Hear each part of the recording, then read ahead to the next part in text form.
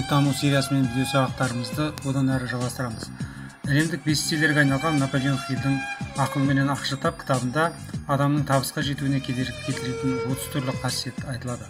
Енді солардың негізгі деген бірнешеуіне тоқтала кетейік. Нақты мақсаттың жоқтығы.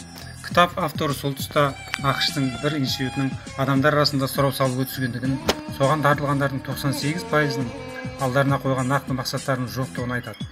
Ол адамдардың бәрі өмірде орындарын таба алмай, сәтсіздіктерге ұшырап, тұрмыс тауқыметін тартып жүргендер екен.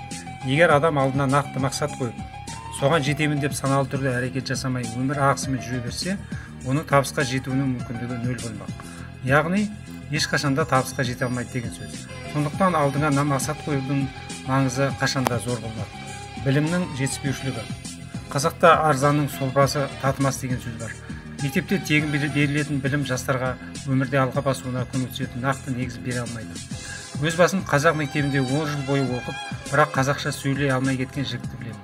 Ондайлар өкінішке орай өте көп. Білім дегеніміз өзіндік даму білімінің білгірі Брайан Трейсидің пайымынша пайдалы ақпаратты нақты өмірде пайдаланып нәтижеге жету. Яғни сіз ақпаратты аласыз, оны тәжірибе жүзінде пайдаланып нақты нәтижеге жетесіз. Сонда бұл білім болып саналады.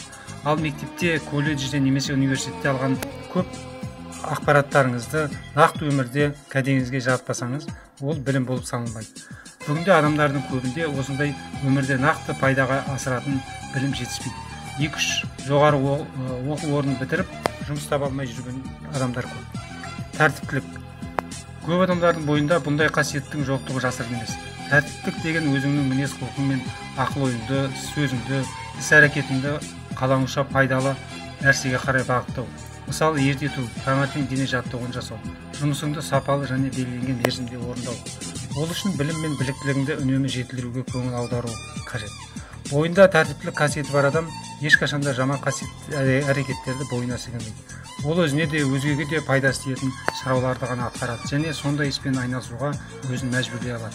Тәртіптілік дегеніміз осы. Жайбасарлық. Нық шешім қабылдайтын жерде қабылдамай үнемі кейінге қалдыру, әр нәрсеге күдікпен қарау, нақты шешім қабылдай алмау. Бұл сіздің болашағыңызға балта шабатын ең жаман қасиеттердің бірі. Сабақ дейін сәтімен деген деп, бар жақсылықты болашақтан күтіп, нақты шешім қабылдауға асықпай көңіл күй әуенімен кететіндер аз емес. Ондайлар бұл істі атқару үшін бір қолайлы, жақсы сәт келеді деген үмітті желеу етіп, уақыттарын босқа өткізеді. Табандылықтың жоқтығы. Кез келген шаруа бірден қолға алған сәттен дөңгеленіп кете қоймайды. Түрлі күтпеген кедергілер мен қиындықтар кездесіп жатады. Сондайда табансыз адам бірден жалт беріп, бұл менің қолым емес екен деп бастаған ісін аяғына жеткізбей тастап кетеді. Өмірде биіктерге жете алмаудың ең негізгі себептерінің бірі осы табансыздық. Табанды адам қиындықтардан қашпайды және кедергілер оны мойытпайды. Алған мақсатына жету үшін ол қандай қиындықты да жеңуге әзір. Табанды адамдар міндетті түрде ойға алған мақсаттарына жетеді. Ал керісінше табансыз адамдар ешқашан да табысқа жете алмайды. Өзіңе ұнамайтын іспен айналысу.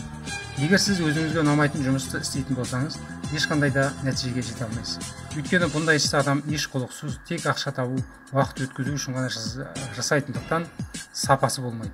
Ал сапасы жұмыс ешкімге ешқашан табыс әкелмейді. Сондықтан егер сіз мамандығыңыз өзіңізге ұнамаса, онда уақытты босқа өткізбей, өзіңізге ұнайтын мамандықты таңдап алғаныңыз жөн. Әйтпеген жағдайда өлгенше сәтсіздік пен кемсітушіліктен құтыла алмайсыз. Жұмысты дұрыс атқармайтын адамды басшылар да, айналасындағы әріптестер де жек көретін анық. Ынталылық. Қандай шаруада да ынта болмаса, жұмыс нәтиже бермейді. Ынтамен атқарылған іс қана нәтижелі және сапалы болады. Сондықтан қандай істі қолға алсаңыз да, бойыңызда соны атқарсам мынадай нәтижеге жетемін деген үміт және ынта құлшыныс болуы керек.